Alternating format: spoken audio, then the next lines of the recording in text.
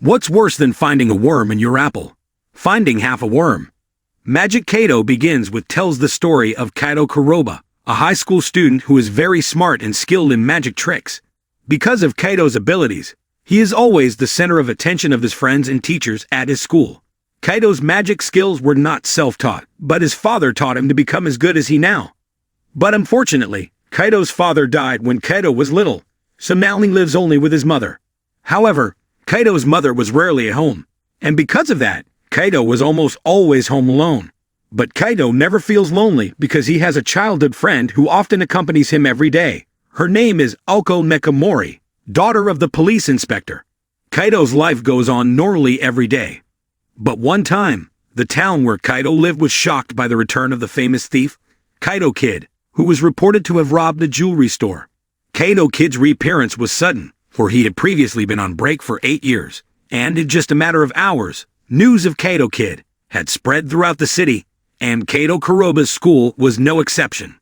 Frankly, Kaito became curious about the thief, especially when the last time the thief acted coincided with his father's death. But no matter how much Kaito's curiosity was, he couldn't do anything because he had absolutely no clue to conduct an investigation. Moreover, Kaito's mother never told Kaito the cause of his father's death, but one day, Kaito accidentally found a secret room in his house, where later he found a costume and equipment similar to the one worn by Kaito Kid. The discovery aroused his curiosity, and now he wonders who his father really is. Kaito suspects that his father is Kaito Kid, but if that's true, who robbed the jewelry store the other day? Kaito decides to catch the thief, and he confronts the thief in his father's costume to find out the truth. Long story short, Kaito managed to catch the thief and reveal his true identity. Kaito recognized the thief, who turned out to be Ji Konosuke, his father's former assistant. Seeing Kaito wearing his father's costume, Ji thought he was dealing with Kaito's father.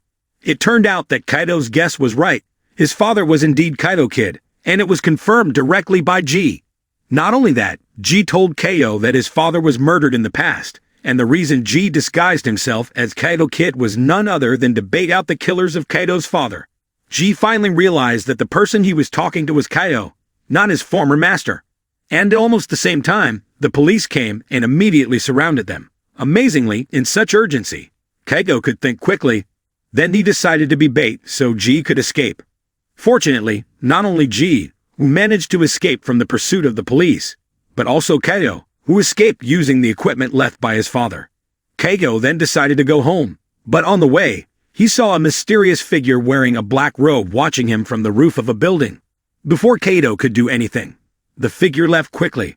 Arriving home, Kaito immediately contacted his mother to confirm whether his father was really Kaito Kid. Through their conversation, Kaito was finally sure about it. Day after day passed, and Kaito finally decided to become his father's successor. Interestingly, Kaito's mother gave him blessing to become Kaito Kid. However, despite Kaito's decision to become a phantom thief, he never keeps or sells his stolen goods, and he even always returns all the stolen goods. Besides that, Kaito and Ji worked together to achieve a common goal: to uncover the identity of the killers of Kaito's father. Everything was going well for Kaito until one day when he had just finished stealing as Kaito Kid. He was contacted by a man who warned him to stop stealing.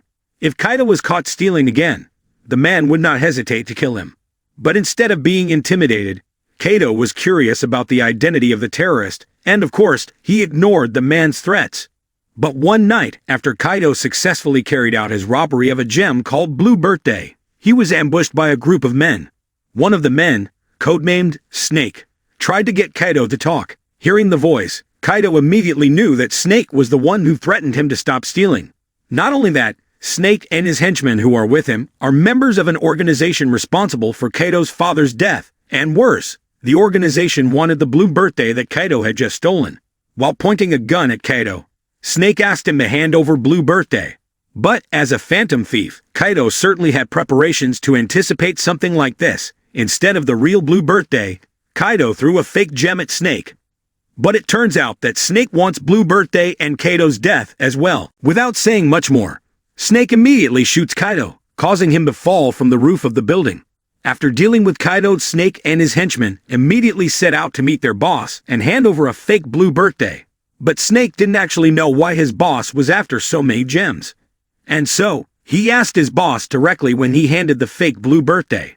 It turned out that the boss wanted a rare gem that would reveal Pandora's stone in it when pointed at the moonlight. And Pandora is said to be able to make its users immortal. But the boss's wish to gain immortality still couldn't come true, because when he checked the blue gem in his hand, he found out that it was just a fake gem. And that's when Kaido appeared in front of them. It turns out he wasn't dead yet. After Snake shoots Kaido, Kaido activates a parachute that prevents him from crashing to the ground.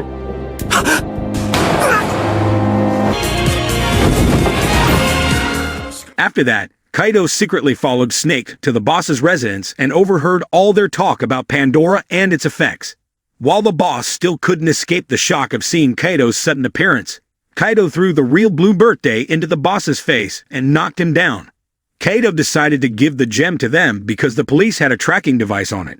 And besides, the gem doesn't contain Pandora. In front of them all, Kaido threatens that he will find Pandora and destroy it. Kaido's statement no doubt annoyed them.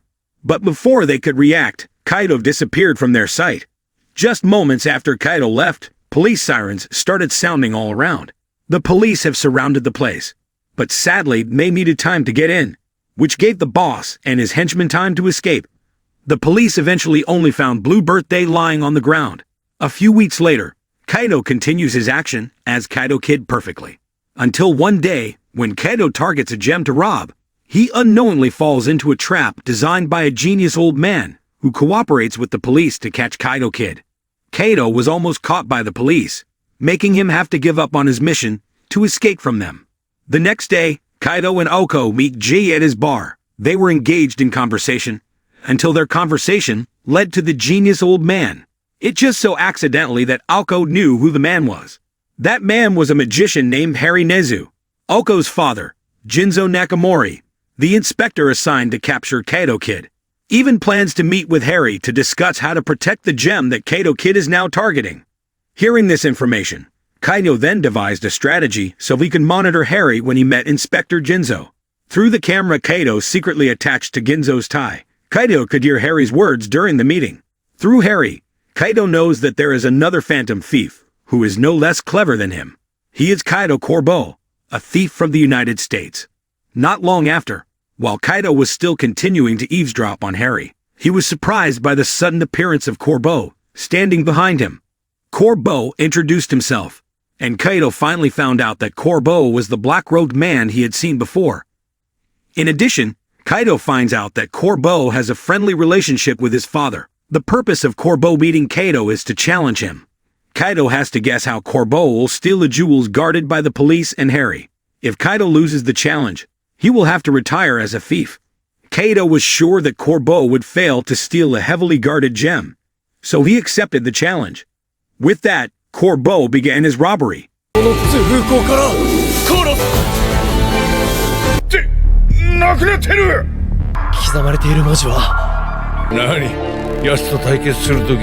Corbeau was not just boasting, and he was able to steal a gem without even touching the protected glass. The way Corbeau stole the gem made Kaido confused. No matter how hard Kaido thought, he couldn't come up with an answer to Corbeau's stealing technique, and with that confusion, Kaido returned to his home. But a few days later, Kaido finally found out how Corbeau stole the gem. From the clues Kaido got and the results of his deductions, he concluded that Corbeau was cooperating with Harry. It was only natural that Corbeau could take the gem so easily. After knowing that, Kaido, in disguise, immediately tried to meet Harry. There Kaido reveals the results of his investigation to Harry and how Harry had orchestrated the gem robbery with Corbeau. Harry did not deny or confirm Kaido's accusations, and he was just silent, letting Kaido talk to his heart's content. Kaido still hadn't finished speaking when Snake and the organization gang suddenly appeared and threatened him. But unexpectedly, their arrival made Harry reveal his true identity, Kaido Corbeau. Harry Nezu is actually Corbeau in disguise to outwit Kaido. As if realizing the people in front of Corbeau were dangerous, he immediately tried to take Kaido away from the place with his magic tricks abilities, and luckily they managed to escape.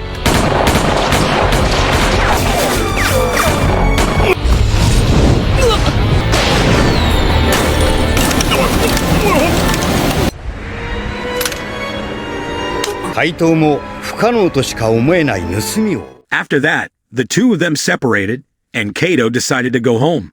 But as soon as Kato opened the front door, he found a letter from his mother lying on the floor. Kato then reads the letter, and from the words his mother wrote, he becomes suspicious that his mother is none other than Corbeau. But Kato quickly abandoned that thought because he believed Corbeau was a man. At the end of the anime, it is shown that Kato continues to live his double life as a normal high school student and Kato Kid, the master thief. Everything ended happily for him. The moral that can be learned from this anime is how one should use their gift of intelligence for good. And if we find people having evil intentions, we must have the courage to fight them.